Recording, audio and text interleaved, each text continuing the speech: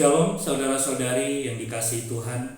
Hari ini kita akan merenungkan dan belajar dari kehidupan seorang tokoh Alkitab bernama Yonatan.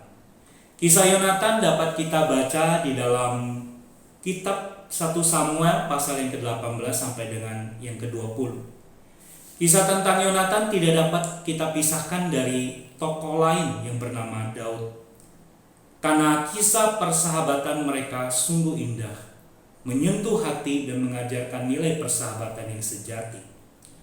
Yonatan adalah sahabat sejati bagi Daud, walaupun dia tahu bahwa Daud akan menggantikan ayahnya, Raja Saul, sebagai raja kerajaan Israel.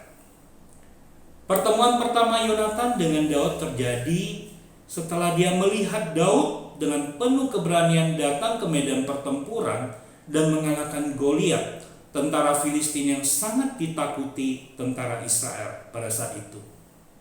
Hati Yonatan kemudian berpadu dengan Daud dan mereka berjanji untuk menjadi sahabat seumur hidup mereka. Yonatan melepaskan jubahnya, baju perangnya, pedangnya, panahnya, serta ikat pinggangnya.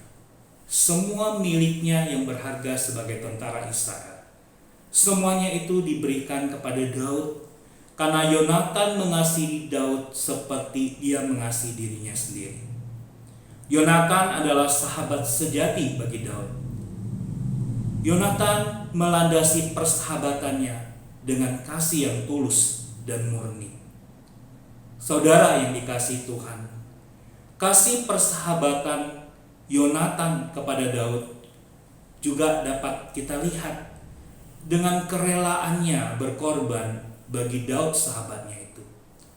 Ketika ayahnya Raja Saul hendak membunuh Daud karena iri terhadap prestasi militer Daud, Yonatan melindungi Daud dari rencana pembunuhan ayahnya, sehingga Daud bisa lolos dan melarikan diri. Yonatan rela berkorban karena dia menanggung ketidaksukaan ayahnya pada dirinya, dan dia menanggung kesedihan karena harus berpisah dengan sahabat yang dikasihinya, Daud. Persahabatan mereka sungguh indah, karena walaupun kemudian Yonatan mati di medan pertempuran bersama ayahnya ketika berperang dengan bangsa Filistin, Daud mengingat janji dari sahabat sejatinya itu.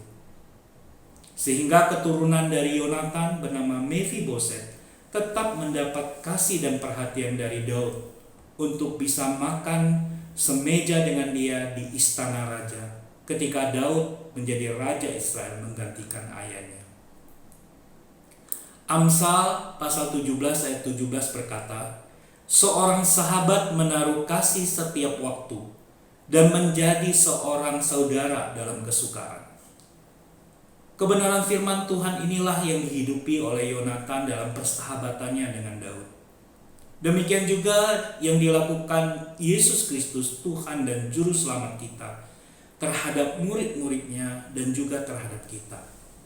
Yesus berkata dalam Yohanes pasal yang ke-15 ayat 12 sampai 14, inilah perkataanku, inilah perintahku, yaitu supaya kamu saling mengasihi.